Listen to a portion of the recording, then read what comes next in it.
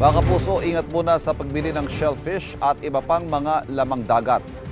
Naglabas ng Red Tide Toxin Advisory ang Bureau of Fisheries and Aquatic Resources.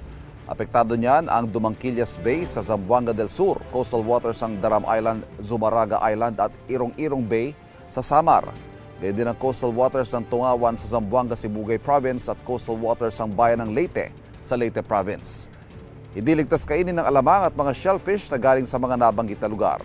Ang mga isda, pusit, hipon at alimango naman, ligtas kainin basta't nalinisan mabuti bago lutuin. Kapuso, huwag magpapahuli sa latest news and updates. Mag-iuna ka sa balita at mag-subscribe sa YouTube channel ng GMA Integrated News.